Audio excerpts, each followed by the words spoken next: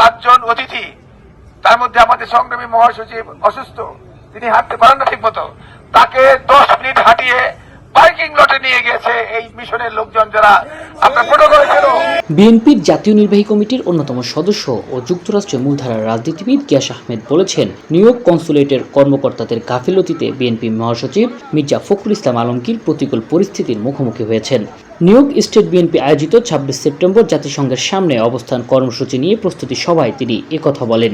Protocol অফিসাররা কিন্তু তখনই তাদেরকে বসিয়ে রাখতে পারতো টার্মিনালের ভিতরে, যে আপনারা বসেন, সিচুয়েশন ভালো না, আপনারা বসুন, আমি ড্রাইভারকে খবর দিচ্ছি।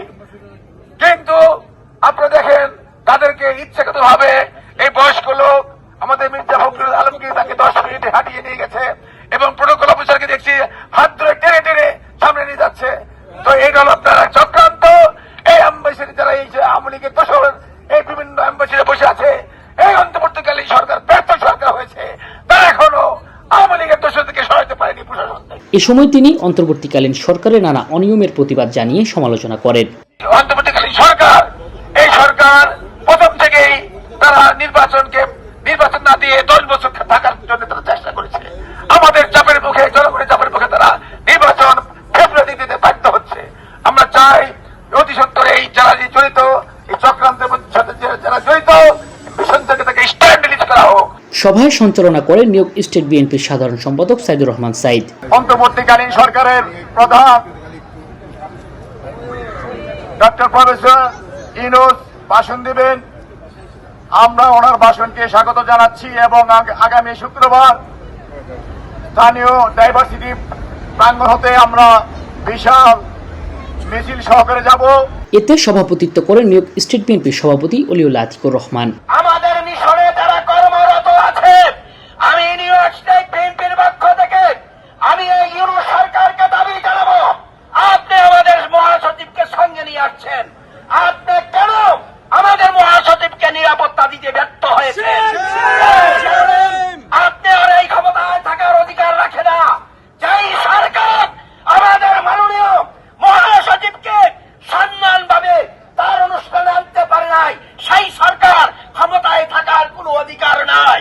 এ সময় সবাইকে ঐক্যবদ্ধ থাকার আহ্বান জানান যুক্তরাষ্ট্র বিএনপির সাবেক কোষাধ্যক্ষ জসিম ভুইয়া। 80তম অধিবেশনে যোগদান করবেন বাংলাদেশের প্রধান উপদেষ্টা ডক্টর মোহাম্মদ ইউনূস, তার সাথে সাথে এখানে উপস্থিত থাকবেন আমাদের প্রান্তীয় বিএনপির মহাসচিব মির্জা ফখরুল ইসলাম আলমগীর। আমরা সকল জাতীয়তাবাদী শক্তির নেতা কর্মীরা জাতিসংঘের 47টি এবং 5টি ইউনিয়ন সম্মুখে একত্রিত হয়ে আমরা ডক্টর মোহাম্মদ ইউনূস এবং মির্জা ফখরুল ইসলাম আলমগীরকে ওয়েলকাম জানাবো। অনুষ্ঠানে বক্তব্য রাখেন নিউ ইয়র্ক মহানগর উত্তরের সভাপতি আহবাব চৌধুরী খোকন। যুক্তরাষ্ট্রের সকল নেতৃবৃন্দকে আহ্বান করব, আসুন আমরা সবাই সেই মিছিলে উপস্থিত হয়ে প্রমাণ করি যুক্তরাষ্ট্রের মাটি বিএনপির ঘাঁটি। সভায় অন্যদের মধ্যে উপস্থিত ছিলেন নিউ ইয়র্ক মহানগর উত্তরের সাধারণ সম্পাদক ফয়েজ চৌধুরী, সাবেক যুগ্ম আহ্বায়ক দেওয়ান কাউসার সহ অন্যরা। দীর্ঘ 17টি বছর গুম খুন লুট করে আয়নাঘর করে তাদের সেই নেশা মরে নেই। আজকে সেই বেহায়া দল বাংলাদেশ থেকে তাদের নেত্রী শেখ হাসিনা পালিয়ে গিয়েও আজকে সেই ভালো থেকে দর্শকরা আজকে কিভাবে যে এখানে আসে, আবার তারা মানুষের সামনে এই আন্দোলন সংগ্রাম করে।